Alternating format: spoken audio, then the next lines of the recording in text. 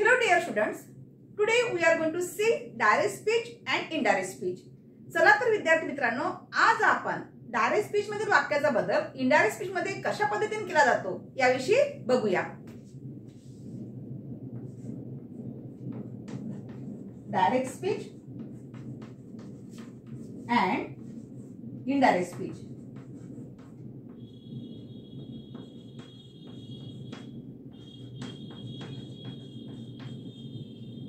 यालाच another word काय आहे? अनदर वर्ड काय आहे? नरेशन. एकतर चेंज द नरेशन म्हणून पेपर मध्ये येऊ शकते किंवा चेंजिंग नरेशन अशा पद्धतीने राहील. ठीक आहे. Let us see first sentence. She said, I can do my work. बघा, आता दिलेलं वाक्य हे कोणत्या स्पीच मध्ये दिसत आहे?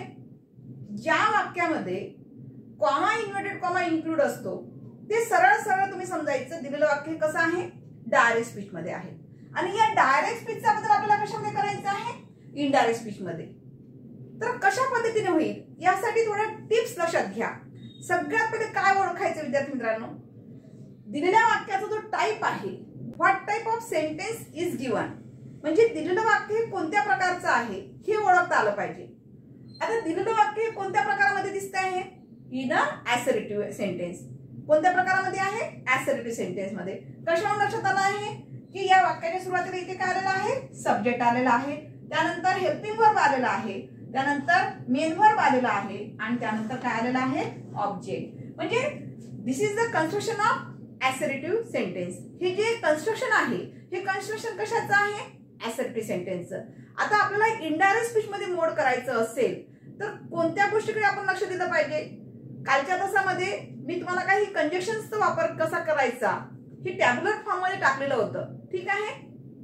तर या ठिकाणी आता आपण याचे इनडायरेक्ट करत असताना कशा पद्धतीने करणार बघा. सगळ्यात पहिले या ठिकाणी ओळखून घ्यायचं दिलेल्या वाक्यामध्ये रिपोर्टेड वर्ब कोणता आलेला आहे? शी सेड. हा तुमचा काय झालेला आहे? Reported verb. याला आपण रिपोर्टेड वर्ब म्हणायचं. आणि जे वाक्य इन्व्हर्टेड कॉमा मध्ये आलेलं आहे याला काय म्हणायचं? याला रिपोर्टिंग स्पीच म्हणायचं. हे काय आहे? रिपोर्टिंग स्पीच आहे. ठीक आहे. आता याला आपल्याला इनडायरेक्ट मध्ये करत असताना या ठिकाणी तुम्हाला किती स्पीकर दिसत आहे? Only one. कारण शी सेड, फक्त शी हा प्रोनाउन बोलत आहे म्हणजे एकच स्पीकर दिलेला आहे. तर बघा याचे आन्सर कसं होईल? शी सेड किंवा जॉइंट कंडिशन कोणतं वापरावं लागेल? दॅट. काय वापरला आपण दॅट? कारण दिलेलं वाक्य कोणत्या टाइप मध्ये आहे? असर्टिव्ह टाइप मध्ये आलेलं आहे. त्यामुळे कंडिशनचा यूज काय केलेला आपण? कंडिशन कोणतं वापरलेलं आहे? या ठिकाणी दॅट वापरलेला आहे. ठीक आहे. तर या ठिकाणी स्पीकर हा शी आलेला आहे. म्हणजेच इनडायरेक्ट स्पीच मध्ये करत असताना रिपोर्टिंग स्पीच मधील जे काही प्रोनाउन आलेलं असेल त्या प्रोनाउनचा बदल या रिपोर्टेड वर्ब नुसार होत असतो. कधी लक्षात ठेवायचं, हे जे प्रोनाउन आहे रिपोर्टिंग स्पीच मधील या प्रोनाउनचा बदल कधीही कशावर अवलंबून असतो? रिपोर्टेड वर्ब वर. या ठिकाणी रिपोर्टेड वर्ब काय आलेला आहे? शी आलेला आहे. म्हणजेच या आयचा बदल काय होईल? या ठिकाणी शी होईल. राईट, शी. त्यानंतर इथे कॅन आलाय. कॅन काय इंडिकेट करते आहे? Present form. कारण रिपोर्टेड वर्ब कोणत्या टेन्स मध्ये दिसतो आहे? पास्ट टेन्स मध्ये. बरोबर आहे. सेकंड फॉर्म ऑफ वर्ब आलेला आहे. म्हणजेच या ठिकाणी आपल्याला कॅनचा काय घ्यावा लागेल? पास्ट टेन्स घ्यावा लागेल. म्हणजे कॅनचा पास्ट टेन्स काय होईल? कुड. त्यानंतर वर्ब घ्यावा लागेल डू. नंतर या ठिकाणी काय आलेलं आहे? माय आलेलं आहे. आता तुम्ही जर माय वर्क लिहितो म्हटलं युअर आन्सर इज रॉंग. तुमचं उत्तर काय होईल? चुकेल. कारण की इथं माय वर्क लागू शकत नाही. आता तुम्ही म्हणाल मायचा बद्दल काय घ्यायचा? आता मायचा बद्दल सुद्धा depend on to reported verb. जे रिपोर्टेड वर्ब आहे त्यावरच अवलंबून आहे. म्हणजे माय हे पॉझिटिव्ह प्रोनाउन आहे. या मायचा बद्दल सुद्धा पॉझिटिव्ह प्रोनाउन मध्येच करायचं आहे. कारण रिपोर्टेड वर्ब मध्ये जर शी हा प्रोनाउन येत असेल तर या शीचं प्रोनाउन आपल्याला पॉझिटिव्ह प्रोनाउन करावं लागेल. मग शीचं पॉझिटिव्ह प्रोनाउन काय होईल? हर. म्हणजेच या ठिकाणी मायचा बद्दल काय होईल? हर. हर आणि वर्कचा वर्क. शेवटी फुल स्टॉप. बघा याचं इनडायरेक्ट स्पीच कसं झालेलं आहे? शी सेड दॅट शी कुड डू हर वर्क. ठीक आहे. चला, late us see another example. The boys sed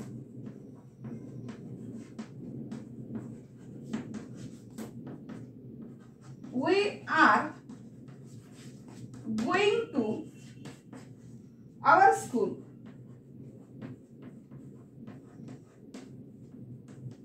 बघा, या वाक्यामध्ये रिपोर्टिव्ह वर्ब काय दर्शवत आहे? What the boys said we are going to our school असं दिलेलं वाक्य आहे. या ठिकाणी reported verb what is indicated, या ठिकाणी काय दर्शवत आहे? तर या ठिकाणी तुम्हाला दिलेल्या वाक्यामध्ये जे रिपोर्टेड वर्ब आहे हे कसं दिसत आहे? इन अ प्लुरल फॉर्म दाखवत आहे. बरोबर आहे. म्हणजेच तुम्हाला काय करायचं आहे, जे काही इनडायरेक्ट स्पीच करत असताना प्रोनाउन सुद्धा वापरायचे असेल तर ते कोणते वापरावं लागेल? इन अ प्लुरल फॉर्म मध्ये वापरावं लागेल. राईट. चला, याचं कसं होईल बघा, याचे आन्सर बघा कसं होईल. The boys sed join two parts. हे जे दोन भाग दिलेले आहेत, या दोन भागांना जोडण्यासाठी कोणतं कंडिशन वापरायचं आपल्याला? दॅट वापरायचं आहे. दॅट कसं वापरायचं ते मी पहिल्या वाक्यात सांगितलेलंच आहे. ठीक आहे. दॅट. त्यानंतर इथे कोणता सब्जेक्ट आलेला आहे? वी. इथे तुम्हाला वीचं वी घेता येणार नाही. आता वीचा बदल सुद्धा आपल्याला depend on to this reported verb. हे सुद्धा रिपोर्टेड वर्ब वर अवलंबून असते. रिपोर्टेड वर्ब काय इंडिकेट करते आहे? प्लुरल. म्हणजे या वीचा बदल कधीही लक्षात ठेवा विद्यार्थी मित्रांनो, वीचा बदल हा नेहमी काय होईल? इनडायरेक्ट करत असताना, इनडायरेक्ट स्पीच करत असताना वीचा बदल नेहमी दे होत असतो. दे. दे घेतल्यानंतर या ठिकाणी काय आलेला? टू बी फॉर्म आर आलेला आहे. आरचा पास्ट टेन्स यूज करावा लागेल. इथे तुम्हाला आरचा आर घेता येणार नाही, फॉर्म घेता येणार नाही. तर याचा बदल काय करावा लागेल? तुम्हाला पास्ट टेन्स मध्ये करावा लागेल. म्हणजेच तुम्हाला काय घ्यावं लागेल? आरचा पास्ट टेन्स वेअर. त्यानंतर जे वर्ब आलेल्या वाक्यामध्ये ते वर्ब घ्या. Going to. अवरचा बदल, अवरचा सुद्धा बदल करावा लागेल, कारण अवर हे सुद्धा काय आहे?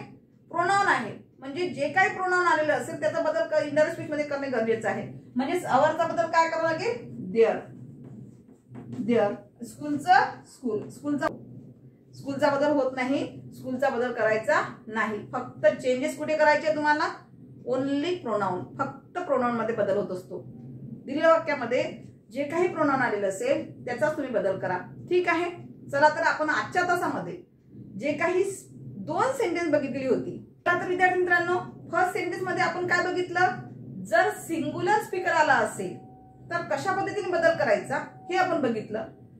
इन सेकंड सेंटेन्स मध्ये काय बघितलं? जर प्लुरल सब्जेक्ट आलेला असेल किंवा प्लुरल रिपोर्टेड वर्ब आला असेल तर कशा पद्धतीने बदल करायचा याविषयी आपण माहिती बघितलेली आहे. In the next video we will see the next part of direct speech and indirect speech. Thank you.